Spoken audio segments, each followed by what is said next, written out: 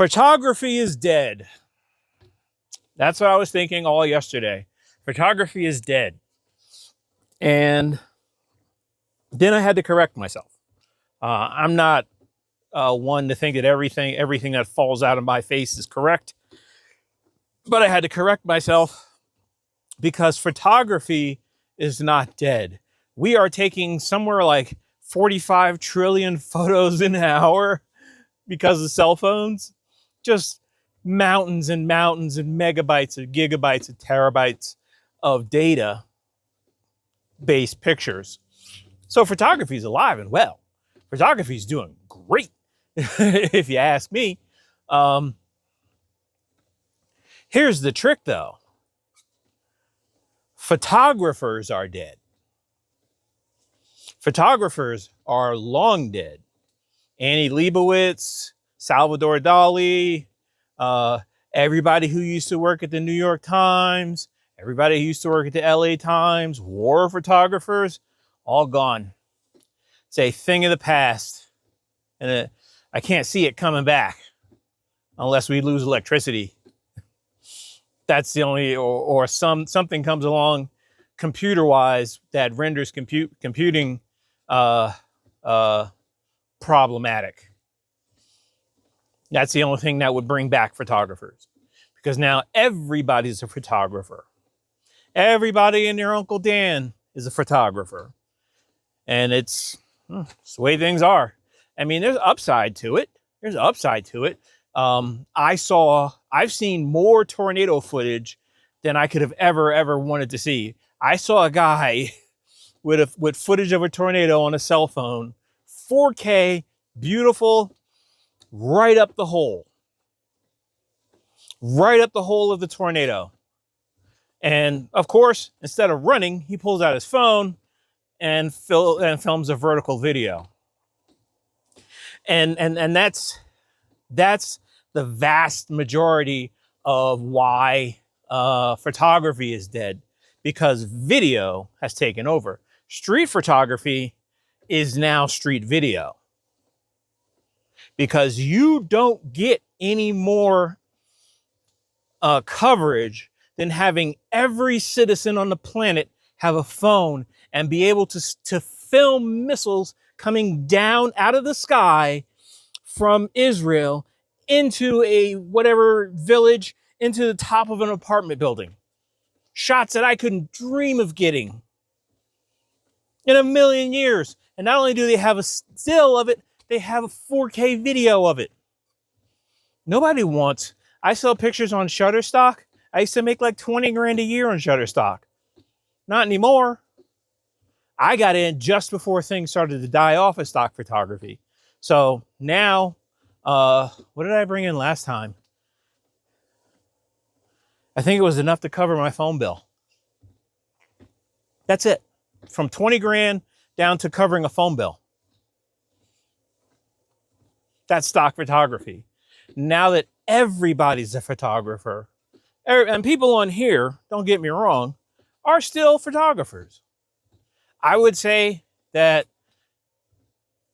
internet-based artistic photography, out of 100% of it, I would say like 30% of it are actual photographers who are doing it for the art, coming up with weird stuff and great stuff.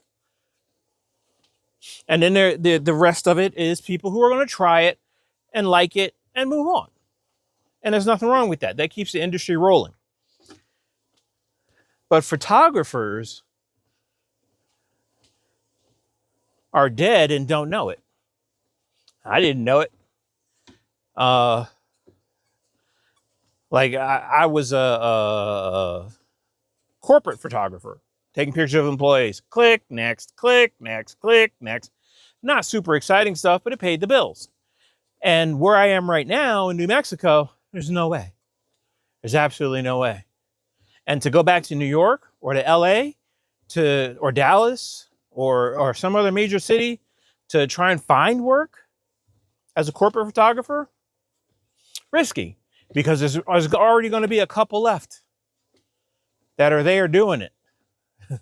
And we're doing it there for 30, 40 years and are just barely eking out a living now. Because when boss gets hired or hires other people, what does he do? Vertical pictures. Just terrible, mugshotty, blown out pictures of his employees.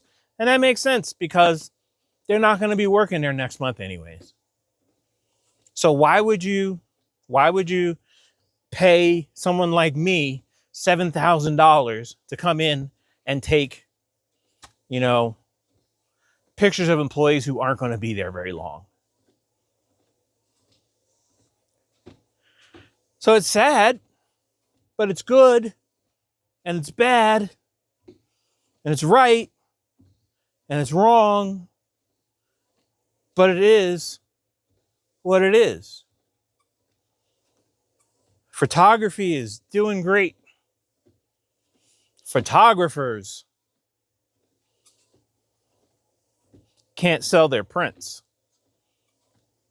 I don't know. Maybe I'm crazy. Maybe I don't know what I'm talking about. But I will tell you this much. I wish when there was time to do so, that I had bought a school bus beforehand. Because this whole setup is outrageously conducive to photography. Because even when you were bringing in money, it wasn't all the time. Sometimes you would not have a lot of money for a long time. And living in an apartment or a house, they don't want to hear that. Oh, yeah, I'll pick up another contract in 2 months. No, not anymore. Not anymore. So, if I had done this, I would have had more fun. I know that. I would have never gotten rich. And that's another weird thing of this new internet-based photography. People think they're going to get rich and famous as a photographer. It's not how that works. Yeah, it's not how that works at all. You might make a living, but from what I've seen, and I intentionally moved to a small rural town, and the prices are obviously going to be a little bit lower.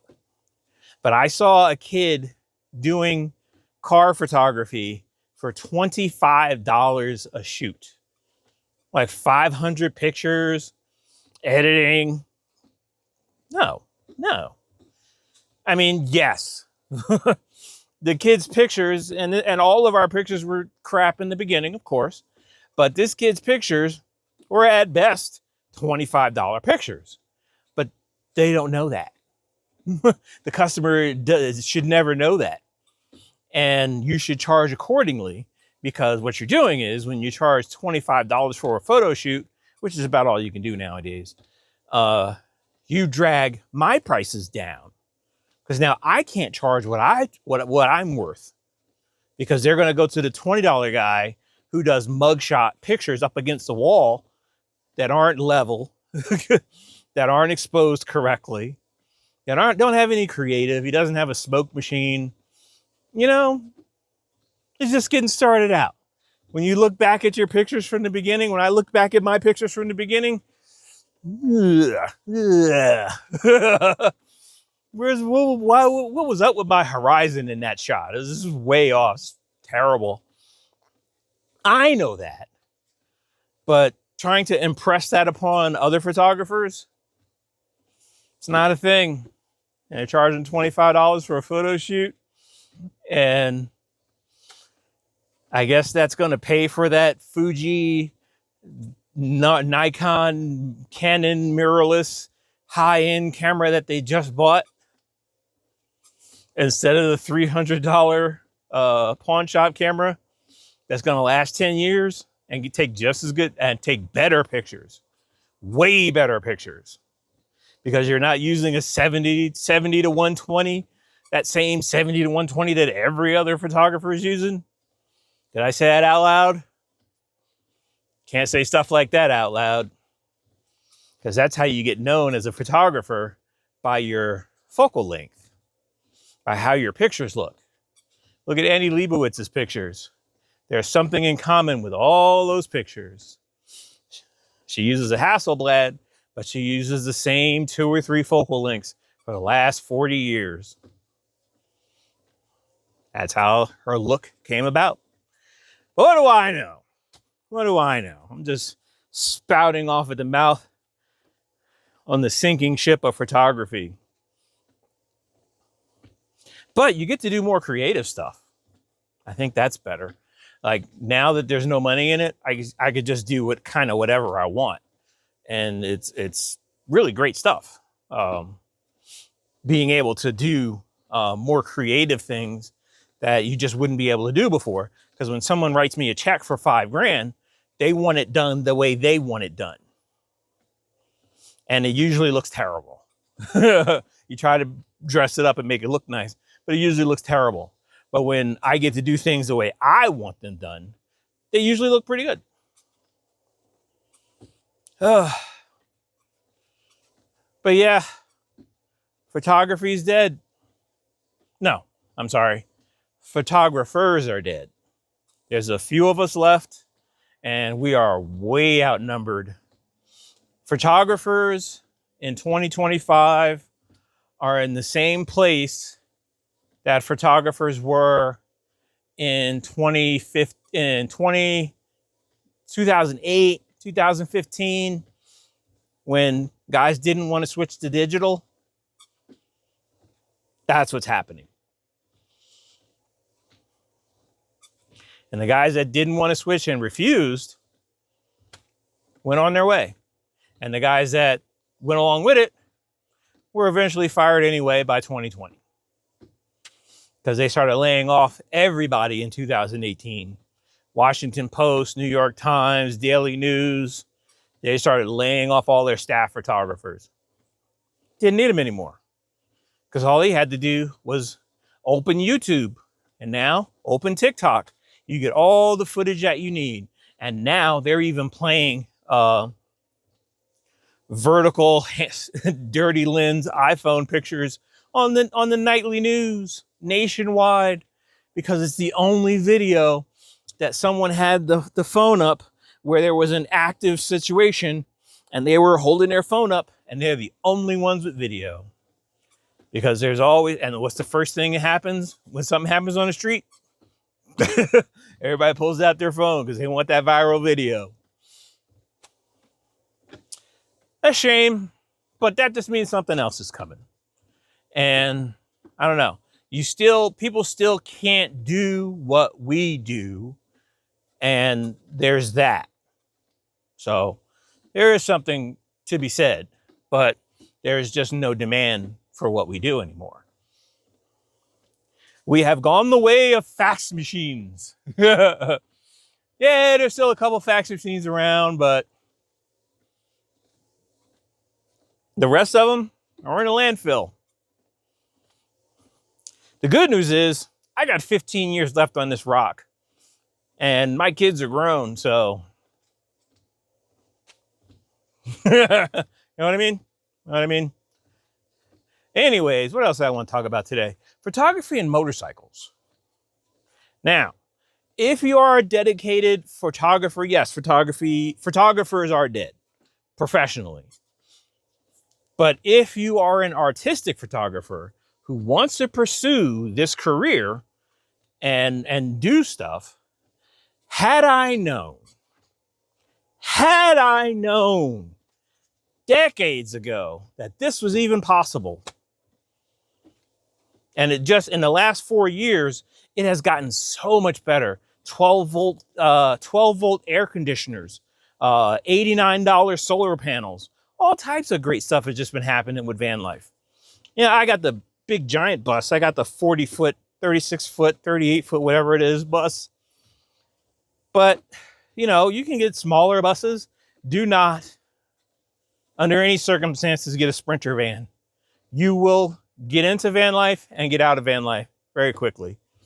The things that YouTube won't tell you about van life, but I'll tell you, photographer to photographer, is you want a van, you want a piece of land, and you need, you need an space to do it, and a secondary transportation. The But the van is only half of the story. The other half of the story is motorcycles. Now, hear me out. I made this plan back in 2019. It all has come to fruition. I am currently here. It's tough to get a job nowadays. However, the idea that I can pack out an entire environmental shoot on my motorcycle, sport touring motorcycle. I mean, you could either get a sport touring motorcycle or what they're calling adventure bikes now, ADV bikes. A little more off-roady, which are probably great if you have to get somewhere way out. But on the financial side of things, it makes all the sense in the world. A bus, $5,000. An adventure bike, $5,000. A sport touring bike, $5,000. What is a sport touring bike? A sport touring bike is it looks like a motorcycle. It's like a regular motorcycle, but it's a little bit like bigger almost. And then it has the 2 bags on the back. That's the key. The adventure bikes have way bigger saddle bags on it. And then you can put that other one on top and then off you go. $200 a year for insurance. Tires are cheap. You gotta learn to do your own work. I've never worked on my own motorcycle, so I'm doing it all kind of from scratch. Yeah, I was a mechanic for a little while, so that helps. But if you can read a book and buy a wrench and find an O'Reilly Auto Parts,